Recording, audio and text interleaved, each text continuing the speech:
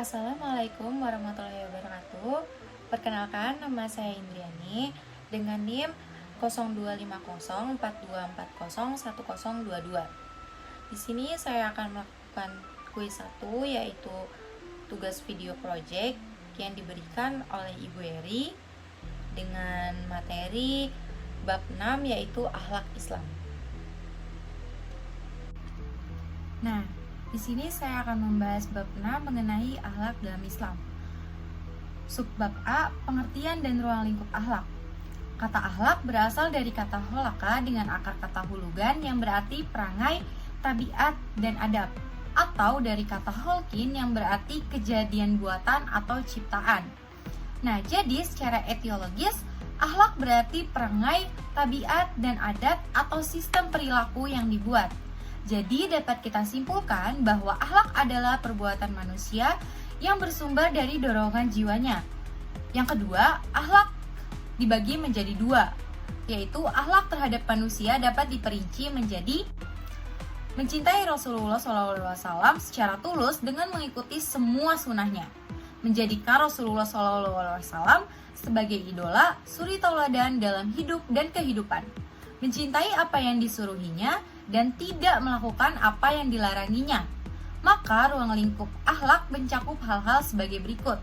Yang pertama, akhlak terhadap Allah Subhanahu wa Ta'ala atau Khalik antara lain meliputi al-hub, yaitu mencintai Allah Subhanahu wa Ta'ala melebihi cinta kepada dan siapapun. Al-raja, yaitu mengharapkan karunia dan berusaha memperoleh kehidupan. Asyukur, yaitu mensyukuri nikmat dan karunia Allah Subhanahu wa Ta'ala. Selanjutnya ada qanaah, yaitu menerima dengan ikhlas semua kodo dan qadar ilahi setelah berikhtiar dan berusaha maksimal. Selanjutnya memohon ampun hanya kepada Allah Subhanahu wa Ta'ala dengan bertaubat atau biasa disebut dengan at-taubat. Nah, yang kedua, akhlak terhadap orang tua atau birrul walidain antara lain meliputi mencintai mereka melebihi cinta kepada kerabat lainnya, merendahkan diri kepada keduanya diiringi perasaan kasih dan sayang, berbuat baik kepada ibu bapa dengan sebaik-baiknya, mendoakan keselamatan dan keampunan bagi mereka kendati pun seorang atau keduanya telah meninggal dunia. Dalam Quran Surat Al-Luqman ayat 14 yang artinya, dan kami wajibkan manusia taat kepada ibu bapanya, ibunya telah mengandung dia dalam keadaan lemah dan bertambah lemah. Sedangkan putus susunya 2 tahun, kami perintah. Hendaklah kamu bersyukur kepadaku dan ibu bapamu. Kepadakulah tempat kembali. Dalam agama dianjurkan bahwa ada 3 kriteria orang tua. Yang pertama, orang tua kandung atau bapak ibu kita yang biasa disebut dengan birrul walidain. Yang kedua, ada orang tua angkat. Dan yang ketiga, ada mertua bila kita sudah menikah. Nah, poin yang ketiga ada akhlak terhadap diri sendiri. Antara lain meliputi memelihara kesucian diri, menutup aurat, jujur dalam perkataan dan berbuat ikhlas serta rendah hati. Malu melakukan perbuatan jahat, menjauhi dengki dan menjauhi dendam. Berlaku adil terhadap diri sendiri dan orang lain, menjauhi segala perkataan dan perbuatan yang sia-sia. Yang keempat ada akhlak terhadap keluarga, karib, kerabat, antara lain meliputi saling membina rasa cinta dan kasih sayang dalam kehidupan keluarga, saling menunaikan kewajiban untuk memperoleh hak, berbakti kepada ibu bapak, mendidik anak-anak dengan kasih dan sayang, memelihara hubungan silaturahmi dan melanjutkan silaturahmi yang dibina orang tua kita yang telah meninggal dunia. Yang kelima, akhlak terhadap tetangga antara lain meliputi saling mengunjungi, saling bantu di waktu senang melebihi tatkala kita lagi susah, saling beri memberi, saling hormat menghormati, saling menghindari pertengkaran dan permusuhan.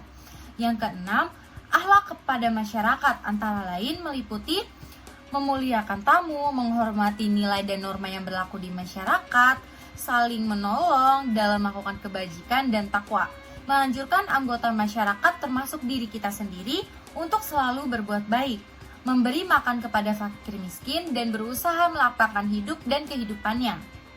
Bermusyawarah dalam segala urusan mengenai kepentingan bersama, menaati keputusan yang diambil, menunaikan amanah, menepati janji. Nah, akhlak terhadap lingkungan hidup bukan manusia, antara lain sadar dan memelihara kelestarian lingkungan hidup, menjaga dan memanfaatkan alam, terutama hewani dan nabati, sayang kepada sesama makhluk. Subbab B yaitu ada ukuran baik dan buruk.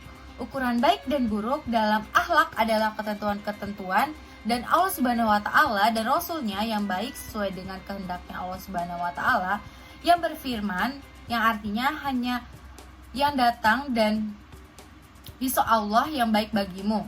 Kalian mengetahui. Quran Surat An-Nahl ayat 95.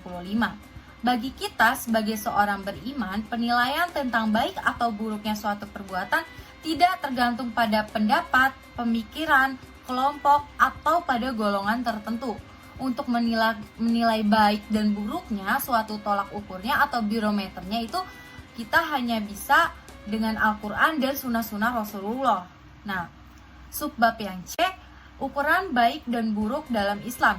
Islam adalah agama yang diturunkan oleh Allah Subhanahu wa taala untuk memberi petunjuk kepada manusia jalan mana yang harus ditempuh dalam al-akhlak al-karimah adalah model-model perilaku untuk memiliki nilai baik dan kebajikan atau kebijakan dan menjadi ukuran untuk menentukan apakah suatu tindakan yang dilakukan itu benar atau salah.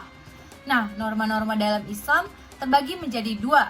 Yang pertama bersifat imperatif karena ia mengikat setiap orang, yang artinya mereka harus dan mesti menerapkannya tanpa pilihan dan tawar-menawar. Yang kedua bersifat akurat, dalam artian akan sangat pas dan tepat sebagai alat untuk mengendalikan perilaku manusia.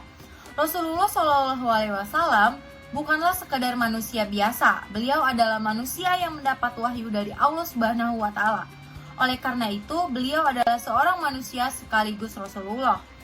Dalam kehidupannya, beliau tidak hanya berperan sebagai seorang suami, ayah, bapak, kakek, teman, kawan, sahabat, guru, tetapi juga berperan sebagai seorang hakim, penguasa, panglima militer, kepala pemerintahan, dan kepala negara. Karena Rasulullah SAW adalah uswatun hasanah bagi kita, maka beliau harus ditaati dalam seluruh aspek kehidupannya. Nabi Muhammad SAW bersabda, yang artinya sesungguhnya aku diutus untuk menyempurnakan akhlak. Hadis riwayat Bukhari dari Abu Hurairah. Yang pertama ada sidik, yaitu artinya jujur atau kejujuran adalah akhlak utama yang Nabi Muhammad praktikkan dan semua makhluk atau manusia.